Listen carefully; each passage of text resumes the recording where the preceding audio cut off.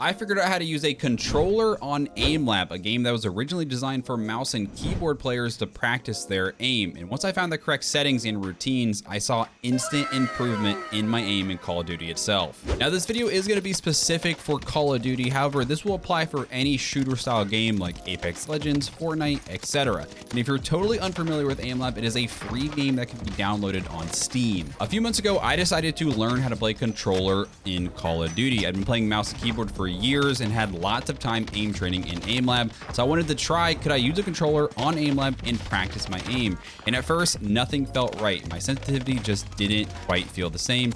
I couldn't find any videos on YouTube explaining how to properly set this up. So over the next few weeks, I kept tinkering and I kept changing things. Eventually, I figured out how to get my aim from aimlab to feel just like Call of Duty. So once you open up aimlab, we're gonna go down to the bottom right here and click on settings, and we're gonna go over to the left and click on controls. Before we start putting anything in, I want you to scroll down to the very bottom here, and for sensitivity options and field of view options, change these both to advanced. Now we'll go back up to the very top here, and for the game profile, we're going to select this to Call of Duty or whichever game it is you're working on. For the game release, you'll change this to Modern Warfare Warzone or Vanguard. These are both very similar, or whichever Call of Duty it is you want to practice for. For the sensitivity, you're going to put this as whatever your X-axis sensitivity is in Call of Duty. For myself, this is 8.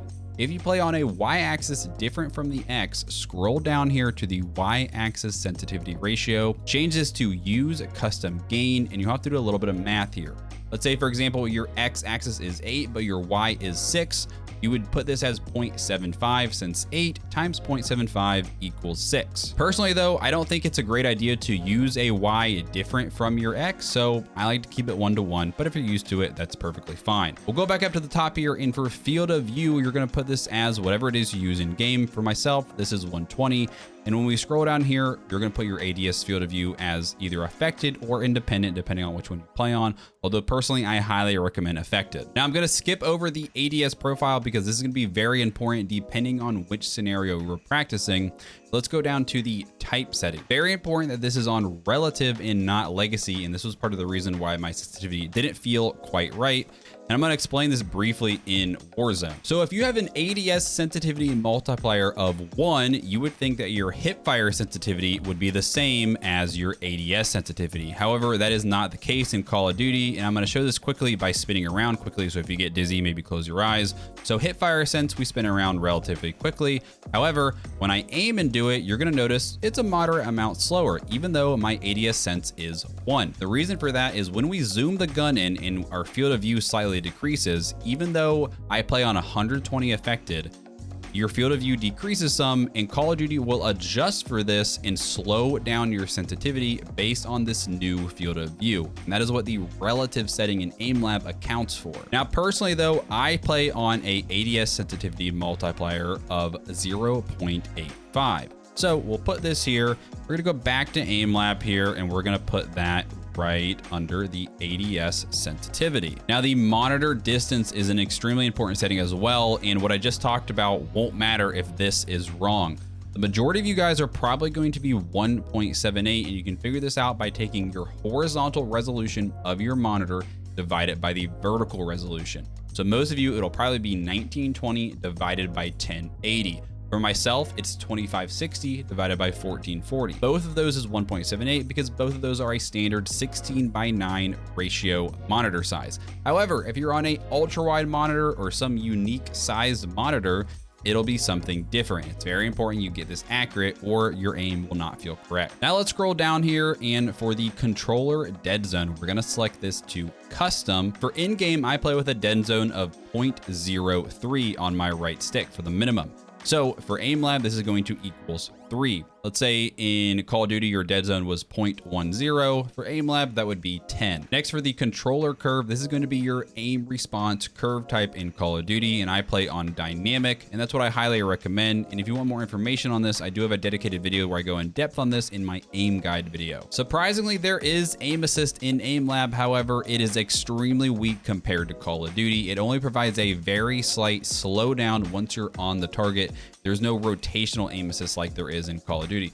But I do recommend playing this with on, as it will feel somewhat similar to in-game, and it's something that you kind of have to get used to in-game anyway. And then lastly, for the input source, we're going to put this on raw input. Now remember, I skipped over the ADS profile, but before we get to that, let me briefly cover my other settings. For crosshair, this is completely preference. I like to go with a very simple cross with these settings here and these color settings. Audio, again, is personal preference, but if you play this game a lot, I think the default settings are a little bit annoying. So I like to have a very soft sounds with some very basic sound effects. For graphics, I tend to go for more of a performance type settings with these. And then when we scroll down to the graphic settings here, I highly recommend turning all of these settings off and go for a quality, something like fastest or fast. For visuals, this has to do with our background, and I recommend going with a dark and textured background. If you go with a solid color, it's hard to tell depth of what you're shooting at. So I like this brick texture with these darker color settings here. For the game tab, this has to do with the color of the targets we shoot at. I like to go with a green target. However, the default blue is perfectly fine as well. So these are my color settings, and I do recommend though under the gameplay settings, turning off recoil and sway. And I like to hide the weapon visibility, although you can show it if you prefer. And then lastly, for key binding, for the controller, if you play flipped, we need to change this here to L1, R2.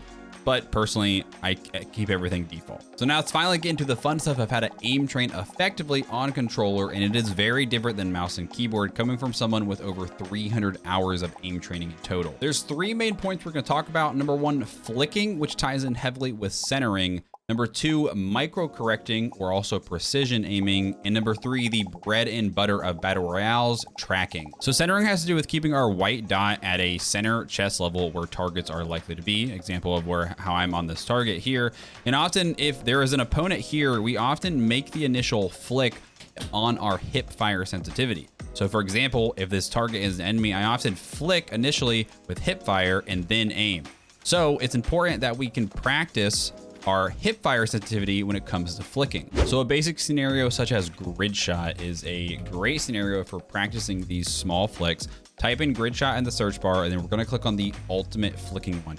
In general, you're gonna wanna go with the ultimate versions and not like a speed or precision, as these are a little bit different than the regular ultimate version. Basically, what we're gonna do here is there's gonna be 3 targets, and we're gonna practice this with our hip fire sensitivity, meaning we are not going to touch L2 and aim our gun. One thing I don't like about grid shot though is that the targets are relatively close together, and it doesn't necessarily simulate a wide angle flick that you would need to do in game. So we're gonna go to the custom tab up top here, go to tasks, then we're gonna go and find grid shot, and we can actually customize this to make it kind of suit our needs and make it be more realistic. So I like to go for the length. I like to max this out. I like to decrease the height down to 2, and then we're actually gonna change the target count just down to 2 as well. You can name this, save it, and then we're gonna go ahead and play it. And what this is gonna do, it's gonna give us a scenario that has much more wider flicks, and this is gonna be much more accurate for making those big changes in your aim. Now, in order to get back to these custom tasks that you make, just go to the custom tab, tasks, and go to my save tasks in the top right corner, and all of your save tasks will be here. So now let's talk about using a scenario that we're gonna practice for aiming down sight, and this is where that ADS profile is finally gonna come in. So in our controls, ADS profile, for something like grid shot, we'll start with as an example, I'd recommend going between like submachine guns or assault rifles, LMGs. And basically this is going to change your FOV depending on what those guns would feel like in game itself. So we'll go with the SMGs here. So now before we start, we're gonna just hit L2 once, and you're gonna see how it's gonna toggle and it's gonna zoom in. You don't need to hold it. And this is going to apply that ADS sensitivity multiplier. And this would be a good example of just practicing some small target switching from target to target while you're aimed down sight. Now, personally, I think there's a scenario that's even better than grid shot for practicing these kind of small flicks or that micro correcting that we talked about earlier, and that is called a micro shot. So type that in the search bar, go with the ultimate flicking version here. And basically, this scenario is really good because when we center and make that initial flick on our hip fire, when we aim the gun in, we're not always spot on them, and we have to do a small micro correction to fix that. That is exactly what this does. It's very good at correcting those very small flicks. For this one, I recommend going with an ADS profile of either the assault rifle or the holographic sight. The holographic having a little bit more zoom and something similar to what you would put as like an optic on your primary AR. Now, what about if you want to work on your sniping? Well, there is a perfect scenario for for this one called Sniper Shot Ultimate. And what I love about this scenario is that it rotates between a stationary target and a moving target. And after I practiced this one for a bit, I saw some huge improvements in my sniping abilities, especially on moving targets and especially on targets that are very far away. For the ADS profile of this one, I'd recommend either going with the 3.5x, which to me feels very similar to the zoom level of a Kar 98, or anything between 4 to 6x depending on what sniper you use.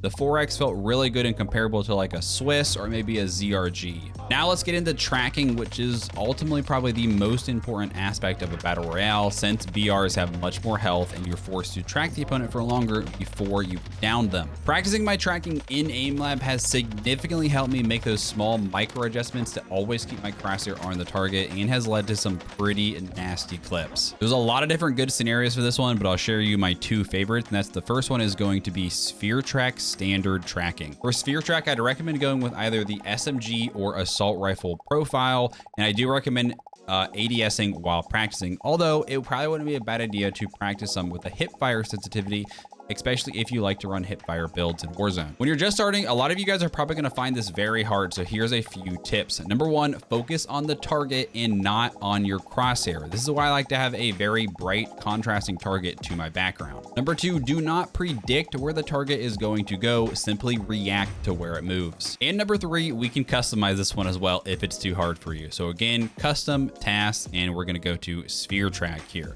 So for this one, what I like doing here is something like a size of 1. You can turn down this speed, let's say 0.5 just when we're starting, and the rest of this is fine. As you get better though over time, you can tweak your settings for this task. You can make it go faster, make it smaller, or make it change directions more often. Another scenario I really like for tracking is strafe track ultimate. However, this one is very difficult on the default one, so I definitely recommend customizing this one as well. These are my settings for my strafe track custom that I like doing, and I actually went with the infinite health option. That way it's just one target that's going to constantly strafe back and forth. And since there's a lot of different builds in Warzone that have very high strafing speeds and good players often use strafing to their advantage, I think this is a great scenario to use an SMG ADS profile on and practice for those close quarter situations. Now there's a lot more scenarios to choose from. I just listed some of my favorites for you guys, but if you want to look for more, go to the training tab, and they actually sort these by game. So in Call of Duty here, there's a bunch. The Call of Duty Vanguard warm-up is a really good one. Just know that these are designed for mouse and keyboard players, and some of these you're really going to struggle on, which is why I pointed out the ones that I did and talked about customizing them.